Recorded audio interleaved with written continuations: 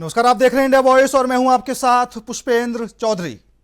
उत्तराखंड कांग्रेस के हजारों कार्यकर्ता आज देहरादून की सड़कों पर बीजेपी के खिलाफ हल्ला बोलते हुए नजर आए। कांग्रेस का आरोप है कि सरकार की जनविरोधी नीतियों के खिलाफ जनता में आक्रोश का माहौल है और उसी आक्रोश के माहौल को लेकर कांग्रेस आज सड़कों पर उतरी है। कांग्रेस का शक्ति प्रदर्शन 2027 के विधानसभा चुनाव को लेकर भी काफी ज्यादा महत्वपूर्ण माना जा रहा है। कांग्रेस के हजारों कार्यकर्ता राजधानी की सड़कों पर उतरे और सरकार के खिलाफ हल्ला बोलते हुए नजर आए। कांग्रेस ने परेड मैदान से लोक भवन के लिए कूच किया। इस दौरान कांग्रेस के वरिष्ठ नेता चाहे हरीश रावत हो या फिर प्रीतम सिंह या फिर प्रदेश अध्यक्ष गणेश गोदियाल हो, सभी लोग एकजुट दिखे और इसी एकजुटता के चलते अब बीजेपी की चिंताएं भी बढ़ने लगी हैं। कांग्रेस के इस शक्ति प्रदर्शन में कांग्रेस की चुनावी तैयारी भी देखने को मिली है। कांग्रेस के इस प्रदर्शन से यह साफ हो चुका है कि कांग्रेस चुनावी वर्ष में अपना आक्रामक रुख बनाए रखेगी और जनता को जोड़ने का काम करेगी। कांग्रेस की इस रैली को लेकर बीजेपी ने कहा कि यह असफल रैली है। कांग्रेस जनता के साथ नहीं बल्कि जनता को गुमराह करने में लगी हुई है। वहीं कांग्रेस नेताओं में आपसी गुटबाजी है और सभी लोग अपना वर्चस्व दिखाने में लगे हुए हैं। लेकिन कांग्रेस के वरिष्ठ विधायक और चुनाव अभियान समिति के अध्यक्ष प्रीतम सिंह ने कहा कि बीजेपी सरकार में अफसरशाही बेलगाम हो चुकी है। जनता के विकास से जुड़े मुद्दे फिलहाल नदारद हैं। कांग्रेस के हितों को सर्वोपरि रखते हुए सरकार से लड़ने का काम कर रही है। कांग्रेस का शक्ति प्रदर्शन फिलहाल बीजेपी के लिए कितनी बड़ी टेंशन बन चुका है या फिर आने वाली रणनीति को देखते हुए अब बीजेपी कांग्रेस की इस रैली को लेकर क्या तोड़ निकालते हैं, फिलहाल क्या कुछ प्रतिक्रिया हैं, एक बार वो आपको सुना देते हैं। मुझे लगता है कि अगर प्रदर्शन कर रहे हैं तो उनकी एक बात है, लेकिन उनको जनता तक अपनी बात को ले जाना चाहिए। जनता को ये समझना, भरोसा होना चाहिए कि जो वो कह रहे हैं वो सच कह रहे हैं। सबसे बड़ी बात है कि आज कांग्रेस कुछ भी कहे, कोई भी प्रदर्शन करे, जनता को उनकी बातों पर कतई भी कोई विश्वास नहीं है और ये विश्वास तोड़ने का काम कांग्रेस ने स्वयं किया है। तो अब वो कैसे जनता का विश्वास जीतते हैं ये उनके ऊपर है, क्योंकि वो लगातार वो देख रहे हैं हम कि किस प्रकार से झूठे और बेबुनियादी आरोप वो हमारे नेताओं पे लगाते हैं, हमारे लिए कहते हैं। लेकिन जो कंस्ट्रक्टिव बात है, जो प्रदेश के लिए बात है, प्रदेश की हित की बात है, उसमें भी वो सरकार के साथ खड़े नहीं होते हैं और वो भी जनता को दिखता है। तो मुझे लगता है कि इसका जवाब उन्हें जनता देगी। लिया था कि 16 फरवरी को हम राज्यपाल आवास कूच करें, उसी की परिणति है। लेकिन आज सरकार के इशारे पर प्रशासन जिस तरीके से काम कर रहा है, प्रेमनगर में जो है 100 से ज़्यादा गाड़ियाँ फंसी हुई है, सहारनपुर चौक से आगे 100 से ज़्यादा गाड़ियाँ फंसी हुई, कमोबेश यही स्थिति जो हरदार रोड यहाँ आता वहाँ पर है। तो इस तरीके से रोक करके क्या सरकार दिखाना चाहती है, लेकिन आम जन में आक्रोश है और उस आक्रोश के अभिव्यक्ति यहाँ उपस्थित होकर के वो करना चाहते थे, लेकिन उनको रोका गया। आज आप देखिए इस कूच को लेकर के हमारे कांग्रेस के लोगों ने पूरे देहरादून में जो है फ्लैक्स और जो प्रचार प्रसार की सामग्री इसको लगाने का काम किया और सरकार के इशारे पर अधिकारी ने उसे उखाड़ फेंकने का काम किया। अगर इस तरीके से काम होगा तो निश्चित रूप से लोगों में और आक्रोश बढ़ेगा। तो आज इसी मुद्दे पर करेंगे चर्चा में शामिल होने के लिए हमारे साथ भारतीय जनता पार्टी से कमलेश रमन जी जुड़ चुकी हैं, कांग्रेस से आशीष नौटियाल जी और वरिष्ठ पत्रकार अरुण शर्मा जी हमारे साथ जुड़ चुके हैं। सभी मेहमानों का बहुत बहुत स्वागत है। सबसे पहले शुरुआत करेंगे अरुण शर्मा जी आपसे, क्योंकि आप ही अच्छे से समझा सकते हैं कि कांग्रेस के इस प्रदर्शन को लेकर क्या कुछ कामयाबी दिखाई दे रही है, क्योंकि एक तरफ यह भी माना जा रहा है कि कांग्रेस का प्रदर्शन नहीं बल्कि 2027 चुनाव की एक ये बड़ी रणनीति है और साफ तौर पर यह भी बयानबाजी सामने आ रही है कांग्रेस की कि मात्र ये एक दिन का प्रदर्शन नहीं है, अब जिला स्तर पर भी 90 दिवसीय ये प्रदर्शन हर जिले में दिखाई देगा। सुरेंद्र भाई जी देखिए, कांग्रेस के लिए ये जो आने वाले महीने हैं, हाँ ये करो या मरो की स्थिति है। बिल्कुल, क्योंकि 2 बार से आप सत्ता से बाहर हैं। 17 के चुनाव में भी आप बाहर रहे, 22 के भी चुनाव में भी बाहर रहे। इससे अगर हम इससे पहले लगाए तो 3 लोकसभा चुनाव में और 2 स्थानीय निकाय और 2 त्रिस्तरीय पंचायत चुनाव से कांग्रेस एक तरह भारतीय जनता पार्टी के पीछे रही है। हाँ। और देखिए लोकसभा चुनाव में तो 3 चुनाव में 0 की स्थिति, तो कहीं ना कहीं जनता के बीच में अपनी गिरती हुई साख को बचाने के लिए कांग्रेस के पास इसके अलावा कोई चारा नहीं है कि आने वाले महीनों में जनता के बीच जाए और जनता को ये विश्वास दिलाने की कोशिश करे कि कांग्रेस भी इस प्रदेश की एक मजबूत राजनीतिक पार्टी। और देखिए फिर वो फैसला तो जनता को करना है कि जनता को किसे चुनना है, क्योंकि जनवरी से अप्रैल तक इस प्रदेश में कुंभ का माहौल रहेगा, तो हो सकता है कि चुनाव उससे पहले हो जाए। तो इसीलिए अब ये बात कांग्रेस की समझ में भी आ रही है, भाजपा की समझ में भी आ रही है कि आने वाले जो महीने हैं ये चुनावी माहौल के होंगे। बिल्कुल सही बात और है। इस माहौल को अपने पक्ष में वो किस तरह करते हैं ये चुनाव का रिजल्ट बताएगा, जो परिणाम होगा वो बताएगा। बिल्कुल सर, जी सही बात है। आशीष नौटियाल जी, क्योंकि जैसा अभी अरुण शर्मा जी ने कहा कि जो आने वाले कुछ महीने हैं वो ही चुनावी माहौल बनाएंगे और कांग्रेस का जो रुख है इन 3-4 महीनों में ही साफ हो जाएगा। और अकेले अरुण शर्मा जी ये बात नहीं कह रहे, कई वरिष्ठ पत्रकारों से मेरी बात हुई, उनका मानना भी यही है कि जो कांग्रेस की रणनीति है वो लास्ट के कुछ महीनों में दिखाई देती है। बेशक आपने अभी तक कितने प्रदर्शन किए हों, कितने भी महापंचायतें की हों, लेकिन अब आने वाले समय में जो रणनीति आपकी बनेगी वो ज्यादा महत्वपूर्ण होगी। और ये क्या मान के चले, चुनावी रणनीति? पुष्पेंद्र जी, रणनीति तो पिछले 5 साल से माननीय कर्ण महाराज जी जो प्रदेश अध्यक्ष बने थे, तो मुझे नहीं लगता किसी मुद्दे पर उन्होंने भारतीय जनता पार्टी को छोड़ा। हाँ। लेकिन अब वक्त आते आते चुनाव का समय भी आ गया, तो रणनीति जरूर ऐसा होता है, जब समय नजदीक आता है तो जोर पकड़ती है, चाहे हमारी हो चाहे किसी और की हो। जिसको भी चुनाव लड़ना है तो चुनाव की तैयारी तो निश्चित करेगा ही करेगा।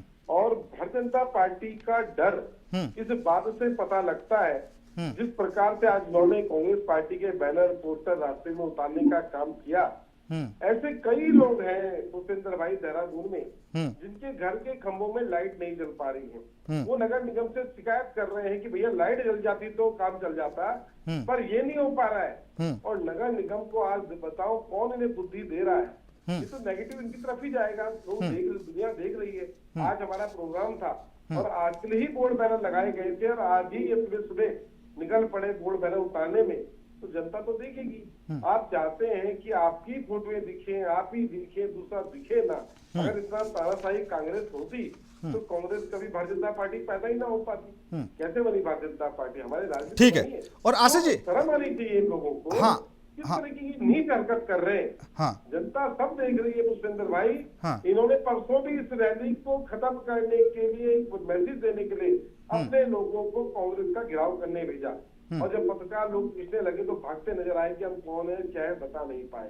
तो झूठे और बेईमान लोग हैं। इन्होंने पता नहीं किसको अपना राजनीति में ऐसे आदमी को लेके आए जो इन्हें राय दे रहा है, और ये ऐसी राय दे रहे हैं जिससे खुद खत्म हो रहे हैं। जनता देख रही है, समझ रही है। नहीं, ठीक है आशीष नौटियाल जी, जो मुद्दे हैं आप वो उठा रहे हैं, अच्छी बात है। लेकिन जैसा अभी अरुण शर्मा जी ने कहा कि भैया पंचायत चुनाव हुए, निकाय चुनाव हुए, कई चुनावों में देखने को मिला कि आप बीजेपी से पीछे ही रहे। आखिर आपकी रणनीति कौन बना रहा था? और अभी जो आज ये प्रदर्शन देखने को मिला, अब इसका कितना असर पड़ेगा ये भी देखा जाएगा। लेकिन साथ ही साथ जो ये बात कही जा रही है कि हर जिले में कांग्रेस प्रदर्शन करेगी, उसका कितना असर होगा? चलिए हाँ, तो मान लेते हैं कि जो बड़े नेता थे वो मंच पर पहुंच गए, अब जिलों की क्या गारंटी है कि वहां पर भी असर हो सकता है? पुष्पेंद्र भाई निश्चित देखें, मैंने बताया ना, जैसे जैसे चुनाव नजदीक आते हैं तो रणनीतियां जोर पकड़ने लग जाती हैं। आदमी 5 साल जो है, हर आदमी जो है, हर कार्यकर्ता जो है, तो तनख्वाह में तो है नहीं पार्टी के या जो सैलरी मिल रही हो। भारतीय जनता पार्टी में मिल सकती है सैलरियां, पर कांग्रेस में तो कुछ मिलता नहीं है। तो निश्चित वो शुरू से अपने काम धंधे करता रहता है, पर चुनावी वर्ष में थोड़ा सा एक्टिव हो जाता है और आगे आता है। और उसको पता होता है कि यही समय है सत्ता को उठा के पटकने का। तो आज निश्चित देखिए, जिस प्रकार से राज्य का हाल बेहाल कर रखा है माननीय पुष्कर सिंह धामी जी ने, और जिस प्रकार की हरकतें कर रहे हैं, जनता इसको समझ रही है कि आप आखिर करना क्या चाह रहे हैं। जब कुछ नहीं बस चलता तो अपने लोगों से कांग्रेस का गिराव कराते हैं, कभी कुछ करते हैं। और हमारी रणनीति आप देखेंगे दिन प्रतिदिन वो आगे बढ़ती हुई नजर आएगी, तेज गति दिखेगी और आपको लगेगा कांग्रेस ही है और कुछ नहीं। और इसका सीधा उदाहरण इनका आज जो बैनर पोस्टर हटाने का अभियान था वो बता देता है कि भारतीय जनता पार्टी कितनी डरी है। ठीक है कमलेश रमन जी, आज के इस प्रदर्शन से बीजेपी की क्या टेंशन बढ़ी हुई है, क्या कुछ लग रहा है आपको? क्योंकि जिस तरीके से आज कांग्रेस के वो बड़े दिग्गज आज एक मंच पर इकट्ठा हुए और जो रणनीति बनाई है, इससे तो यही लग रहा है कि हो सकता है कि बीजेपी की टेंशन बढ़ सकती है। और दूसरा ये भी है कि जो मुद्दे फिलहाल चल रहे हैं, कानून व्यवस्था को लेकर जिस तरीके से विरोध प्रदर्शन किया जा रहा है, अभी कुछ दिन में 6-7 हत्याएं देखने को मिली, तो सवाल तो उठेंगे। जाहिर सी बात है पुष्पेंद्र जी, देखिए आज जो कांग्रेस का कार्यक्रम था वो पूरा का पूरा आपने देखा होगा राजनीति से प्रेरित था और चुनाव से संबंधित था। जनहित के मुद्दे कहाँ थे वहां पर? हाँ। वहां तो अलग अलग नेता के नारे लग रहे थे, अलग अलग नेताओं की जो है गुरुबाजी चल रही थी। आपको कहाँ दिखा कि इन्होंने जो है जनता के हित की बात करी होगी या जनता के मुद्दों की बात करी होगी? देखिए कांग्रेस को मुझे लगता है कि नकारात्मकता छोड़ करके अगर वो जनता के बीच में जाए और अपना विजन बताए और अपनी नीति बताए जनता को कि हम क्या कर रहे हैं, हम क्या करेंगे, तो मुझे लगता है जनता इन पे भरोसा करेगी। क्योंकि आज के प्रदर्शन में आपने देखा होगा पुष्पेंद्र जी, जनता कहाँ थी? जनता तो नहीं थी। अगर जनता इनके साथ होती तो आज परेड ग्राउंड खचाखच भरा हुआ होता। 5-7 हजार जो आप लोगों को इकट्ठा कर पाए हैं, वो भी इसलिए कि 15 दिन से आप लगातार अपने बड़े नेताओं को भेज करके पूरे प्रदेश में नेगेटिविटी वाला माहौल बनाने में कामयाब रहे, इसलिए 5-7 हजार लोग यहाँ पर पहुंच गए। और वो भी वो लोग जो कांग्रेस कैंडिडेट या कांग्रेस के जो कार्यकर्ता है, वर्कर। लेकिन जनता ने हमेशा इनको नकारने का काम किया। कहाँ थे आज किसान, कहाँ थे आज युवा, कहाँ थी आज महिलाएं, कहाँ थी वो जनता जिसको ये कह रहे हैं कि जी जनता इनके भारतीय जनता पार्टी से तरस है? ये कानून की बात करते हैं ना पुष्पेंद्र जी। तो मुझे बताइए, परसों कांग्रेस का प्रदर्शन था प्रदेश मुख्यालय सचिवालय के पास, पुलिस के मुख्यालय में। इन्होंने किस तरीके से सरकारी संपत्ति को इनके हुड़दंगी कार्यकर्ताओं में तोड़ने का काम किया। ये एक तरफ ये कानून की बात करते हैं, दूसरी तरफ ये कानून तोड़ने की बात करते हैं। एक तरफ ये कहते हैं कि जी यहाँ पर जो है जो इस तरह की जो घटनाएं घटी हैं, पहली बार हुआ है पुष्पेंद्र जी इतिहास में कि जो घटनाएं घटी हैं उसमें जो लोग दोषी हैं वो जेल की सलाखों के पीछे गए हैं। उसमें चाहे अंकिता बहन के कातिल क्यों ना हो, वो भी जेल की सलाखों के पीछे गए हैं। और ये जिन मुद्दों को लेकर के चले हैं ना पुष्पेंद्र जी, वो सब गौण हो चुके हैं। क्योंकि पुष्कर सिंह धामी जी ने लगातार उन पर काम किया है और ये कांग्रेस की बौखलाहट है। इनके जो नेता है इनका डर है, क्योंकि पुष्कर नहीं, ठीक है, जन ठीक है, सरकार जन की हाँ, द्वार जो चल रही है। बिल्कुल कमलेश जी बेशक जो आज का कांग्रेस का प्रदर्शन रहा, हम मान लेते हैं कि पूरा राजनीति से प्रेरित था और ये चुनावी रणनीति थी। लेकिन आप भी तो जन जन की सरकार, जन जन के द्वार के तहत घर घर जाकर काम गिनाने का जो काम कर रहे हैं। और दूसरा जो सीक्रेट सर्वे अब बीजेपी की तरफ से शुरू किया जाएगा कि कौन सा विधायक कितने दिन जनता के बीच में रहा, किस विधायक ने सरकारी योजनाओं का सबसे ज्यादा लाभ दिया, कौन विधायक आसानी से जनता के बीच में पहुंच जाता है। तो इसको लेकर आप भी तो प्लानिंग कर रहे हैं ना, क्योंकि 2027 में हो सकता है कि आपको भी कहीं ना कहीं खतरा दिखाई दे रहा हो, उसी को टिकट दें जिसमें दम हो सीट निकालने का। बिल्कुल पुष्पेंद्र जी, राजनीतिक दल है, राष्ट्रीय दल है और बहुत सोच समझकर सारी चीजों को किया जाता है। और संगठन के लिहाज से हमारी सरकार ने क्या परफॉर्मेंस करी और आगे हम क्या करेंगे, हमारी क्या योजनाएं हैं, हमारा विधायक कितना सक्रिय रहा जनता के बीच में, इन सारी चीजों का आकलन हर राष्ट्रीय दल करता है।